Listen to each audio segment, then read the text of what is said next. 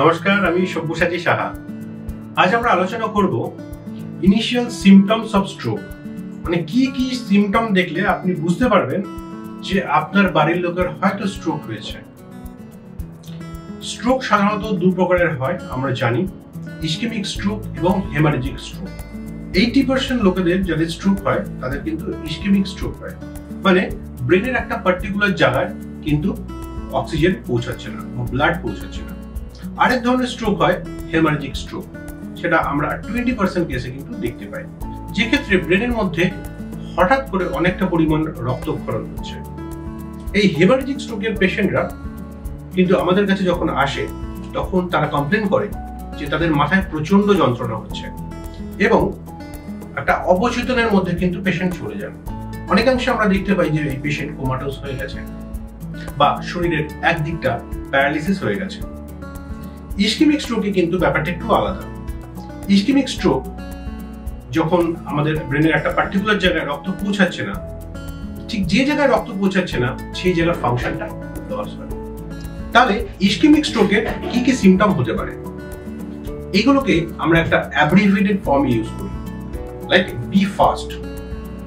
মানে যখন দেখি পেশেন্টের ব্যালেন্সের প্রবলেম হচ্ছে, মানে পেশেন্টের হাঁটা চলা করতে অসুবিধা হচ্ছে, সেটাকে আমরা বলি বি বা ব্যালেন্সের প্রবলেম। দেন ই মানে আইস, পেশেন্টের এক চোখে বা দুটো চোখেই দেখতে অসুবিধা হচ্ছে, মানে আবছা দেখছেন বা দেখতে পাচ্ছেন না। Then comes F, F for face, মানে পেশেন্ট হয়তো আয়নার দিকে তাকিয়ে দেখছেন যে ওনার মুখটা বেঁকে গেছে, অথবা দেখতে অন্য লোকে ওনাকে দেখে বলছেন যে আপনার মুখটা তো বেঁকা লাগছে। Then comes A, A for arms, মানে রোগীর হাত এবং পায়ের জোর কমে যাওয়া, কোনো কিছু ধরতে পারছেন না উনি বা হাত থেকে পড়ে যাচ্ছে। তারপরে আসে এস, এস ফর স্পিচ, মানে কথা বলতে পারছেন না বা তুতলে যাচ্ছে কথা বলতে গিয়ে, জড়তা আসছে কথায়।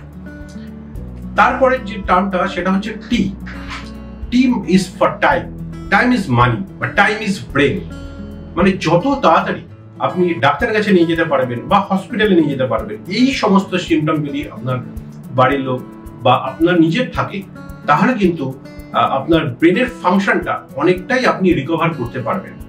মানে একটা কথাই আছে বা আমরা ডাক্তারি পরিভাষা ইউজ করি যে 3 ঘন্টা থেকে 6 ঘন্টার মধ্যে এই সিমটম যদি দেখা যায়, তখন কিন্তু আমরা একটা থ্রম্বোলাইসিস বা একটা থ্রম্বেক্টমি প্রসিডিওর হয়।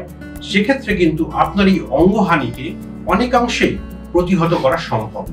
তো আশা করি বোঝাতে পেরেছি কি কি সিমটম একটা স্ট্রোক পেশেন্টের হতে পারে, be it ischaemic stroke or haemorrhagic stroke. নমস্কার।